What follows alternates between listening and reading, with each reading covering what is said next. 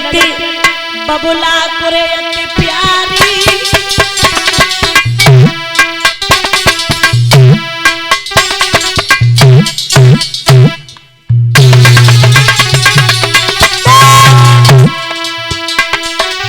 गरीब तपस्या बालापन में जब दिया मगवारी।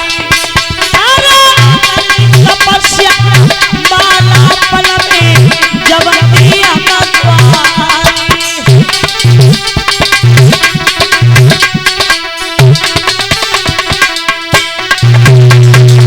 और बोले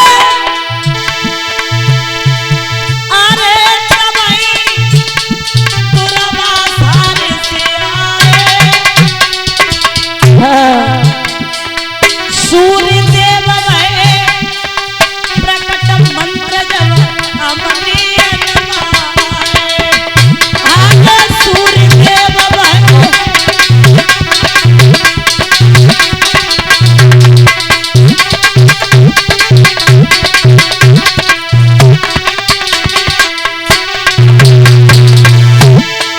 अरे लला मेरे गजब भयो भारी। तब 9 महीना के बाद लला तू जन्म होयो तारी। 9 महीना के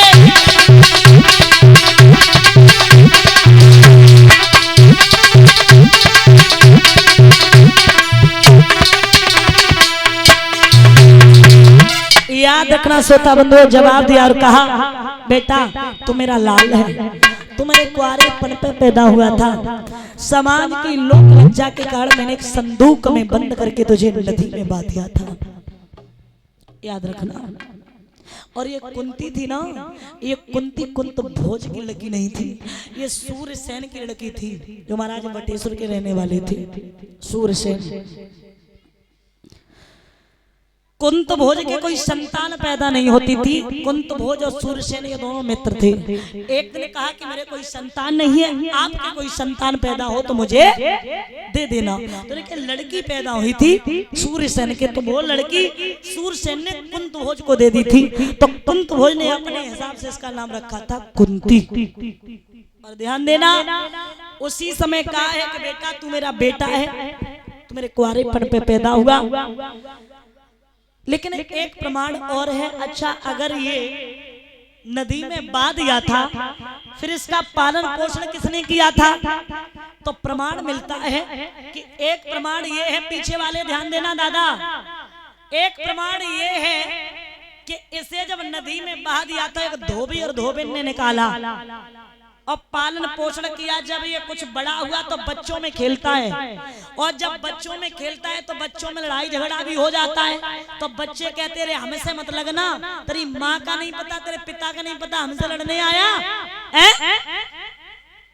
तो एक दिन दिमाग में झटका लगा कि मेरी माँ में पिता सब कुछ है भाई, उसका पालन पोषण धोबी धोबिन ने किया तो वो उन्हें ही समझेगा ना। तो कहा कि पता नहीं ये लोग ऐसा क्यों कहते हैं। तो उसी समय जवाब दिया और कहा माँ से आकर के तुम मेरी माँ नहीं हो? बोले बेटा मैं तेरी पालन करने वाली माँ हूँ, जन्म देने वाली नहीं हूँ। फिर जन्म देने वाली कौन है? इतना सुन करके वो वहां से चल देता है रोता हुआ। तो सूर्य भगवान प्रकट हुए, कहा मैं तुम्हारा पिता। बोले आप मेरे पिता हो तो मेरी माँ कहाँ है? तो कहा एक चुनरिया दी। बोले लो ये चुनरिया जो स्त्री ओढ़ ले, चाहे हो कुंवारी हो चाहे हो ब्याहता, अगर जलेगी नहीं तो तुम समझ लेना कि तुम्हारी माँ है। जा। कर्ण वहां से चल देता है, वो चुनरिया लेके चलता। अच्छा कर्ण देखने में बड़ा सुंदर था, कवच और कुंडल कर्ण के पेट से ही आए थे। और जो स्त्री सुंदरता देखती है वो एकदम से कहती है बेटा मैं तुम्हारी माँ, और जब चुनरिया ओढ़ती तो जल जाती है। चलते चलते कर्ण पहुंचे कहा कुंती के पास, छत पे खड़ी थी। कुंती ने खुद बुला लिया, देखा ये तो मेरा बेटा है। उसी समय गोदी में बैठाला, बड़ा प्यार किया। उसके बाद कह दिया बेटा तुम यहाँ से चले जाओ, मैं अपने पास तुम्हें नहीं रख सकती, क्योंकि उस वक्त भी कुंती कुंवारी थी। मना कर दिया। जब मना किया है तो कर्ण तो गया नहीं, ढकेला मार दिया। तब आकर के कर्ण कौरवों की सेना में मिल गया। तो एक प्रमाण ये कहता है कि कर्ण का पालन पोषण आदर रथ ने किया था, याद रखना। तो महाराज पूरा हाल बताया है। कर्ण ने एक बात कही, मैया दे कर के जन्म हमको मैया फिर क्यों नदिया में बहा दिया। क्या खता हुई हमसे मैया जो पत्थर का दिल बना दिया। इतना यदि कष्ट उठाया था थोड़ो एहसान कमाए लेती। जब जन्म दिया था मैया तब ही मेरे गलो घोंट देती।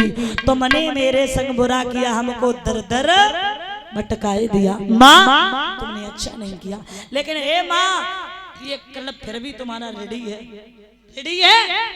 जो तुमने मुझे 9 महीने गर्भ में रखा उस ऋण के बदले में तुम क्या मांगना चाहती हो। और ध्यान देना मेरे यहाँ नौजवान भाई बैठे, हर औलाद अपने माँ बाप की रेडी होती है, हर औलाद अपने माँ बाप की रेडी होती है। मैं संसार में देख रही हूँ कि 100% में 2%, 5% ऐसे भैया हैं, उनकी बीबी है जो घर में सास ससुर को भोजन दे रही है। 95% ऐसे हैं जो वो हाथों से बना करके खाना खा रहे हैं। बारे जमाना, बारे समय, जिसने पाला, पढ़ाया, बड़ा किया, इन बाहों पे झुलाया, इस अंगुली से चलना सिखाया, आज तुम बड़े होकर के उन्हें ही भूल गए, उनको ही भूल गए, उनके प्यार को भूल गए। मेरे प्यारे श्रोता बंधु, कभी एक बार छोटा बच्चा हो ना घर में, उसकी परवरिश जब उसकी माँ करती हो ना तो आप उसे गौर करके देखना, उसे गौर करके देखना, रात में भी जग के देखना और दिन में भी देखना कि वो क्या परवरिश उस बच्चे की करती है। जब बच्चा छोटा होता है ना, जब मलमूत्र कर देता है, भरी सर्दियों में आपको पता है, जब आपसे अगर कोई कह दे ना कि सर्दी में आप सोते हो और कोई कह दे भैया फलाना काम है आप उठ के चले आओ, तो मन नहीं करेगा आपका उठने का। लेकिन वो माँ बेटा अगर रोता है तो साथ रोती है और हंसता है तो साथ हंसती है, और अगर वो टॉयलेट भी कर लेता है तो उसे सूखे पे सुलाती है, खुद गीले पे भी सो जाती है। जब बच्चा पैदा होता है तो माँ के बड़े ख्वाब हो जाते हैं, अरमान हो जाते हैं, एक दिन बड़ा हो जाएगा, मेरे लिए सब कुछ करेगा।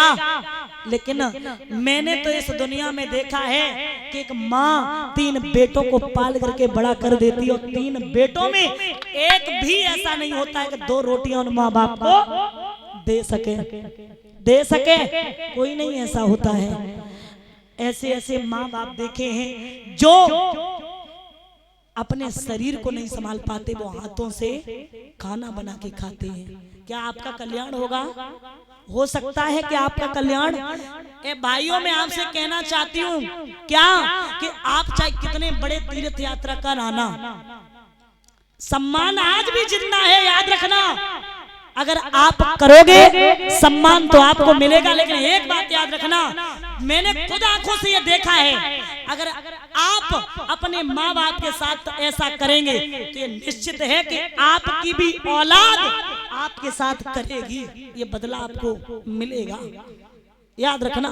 तुम ये मत समझना कि मैं अच्छा कर रहे हैं, अच्छा कर रहे हैं। जब ऐसा दृश्य देखते हैं तो आंखों से आंसू आ जाते हैं कि बाहरी जमाना क्या जमाना है। आप लोग घूमने के लिए, तीर्थ यात्रा करने के लिए इतने रुपए खर्च कर देते हो, मंदिर में जाते हो, पूजा करते हो, अरे वो मंदिर किसी काम के नहीं है मेरे प्यारे।